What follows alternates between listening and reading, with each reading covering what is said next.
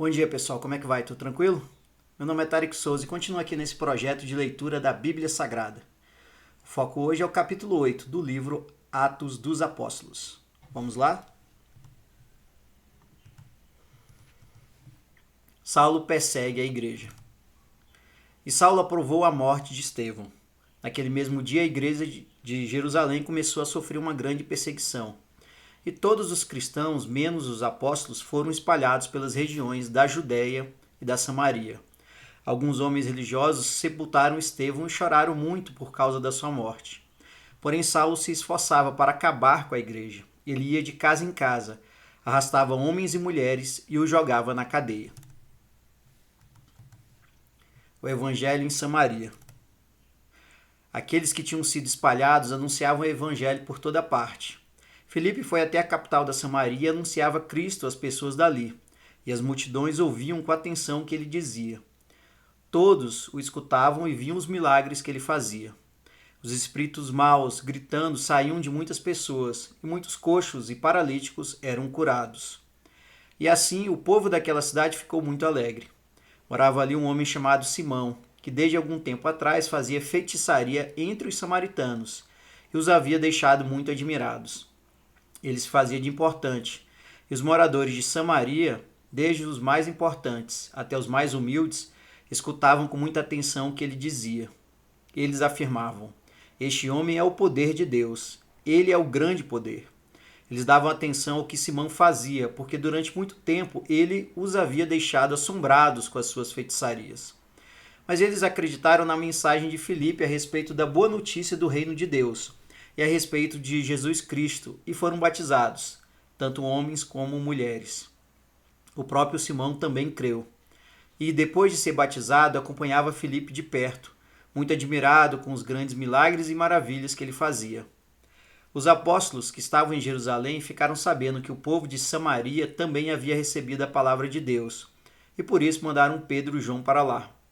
Quando os dois chegaram, oraram para que a gente de Samaria recebesse o Espírito Santo, pois o Espírito ainda não tinha descido sobre nenhum deles. Eles apenas haviam sido batizados em nome do Senhor Jesus. Aí, Pedro e João puseram as mãos sobre eles, e assim eles receberam o Espírito Santo. Simão viu que, quando os apóstolos punham as mãos sobre as pessoas, Deus dava a elas o Espírito Santo. Por isso ofereceu dinheiro a Pedro e a João, dizendo: quero que vocês me deem também esse poder. Assim, quando eu puser as mãos sobre alguém, essa pessoa receberá o Espírito Santo. Então Pedro respondeu: que Deus mande você e o seu dinheiro para o inferno. Você pensa que pode conseguir com dinheiro o dom de Deus? Você não tem direito de tomar parte no nosso trabalho, porque o seu coração não é honesto diante de Deus.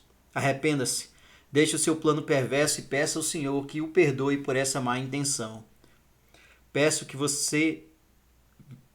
que você está cheio de inveja, uma inveja amarga como fel, e vejo também que você está preso pelo pecado. Aí, Simão disse a Pedro e a João: por favor, peçam ao Senhor por mim para que não aconteça comigo nada do que vocês disseram. Depois de terem dado seu testemunho e de terem pregado a palavra do Senhor, Pedro e João voltaram para Jerusalém. No caminho, eles espalhavam o evangelho em muitos povoados da Samaria. Filipe, o alto funcionário da Etiópia. Um anjo do Senhor disse a Filipe: apronte-se e vá para o sul, pelo caminho que vai de Jerusalém até a cidade de Gaza. Pouca gente passava por aquele caminho. Filipe se aprontou e foi. No caminho ele viu um eunuco da Etiópia que estava voltando para o seu país.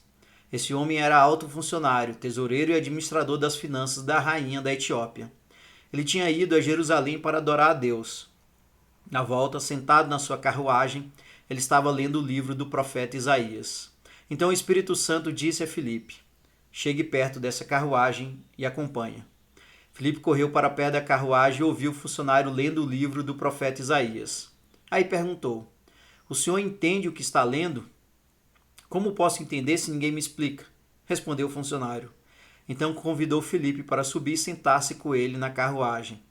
A parte das escrituras sagradas que o funcionário estava lendo era esta: ele era como um cordeiro que é levado para ser morto. Era como uma ovelha que fica muda quando cortam a sua lã. Ele não disse nada. Foi humilhado e foram injustos com ele. Ninguém poderá falar a respeito de descendentes dele, já que a sua vida na terra chegou ao fim. O funcionário perguntou a Filipe: por favor, me explique uma coisa, de quem é que o profeta está falando isso? É dele mesmo ou de outro? Então, começando com aquela parte das Escrituras, Filipe anunciou ao funcionário a boa notícia a respeito de Jesus.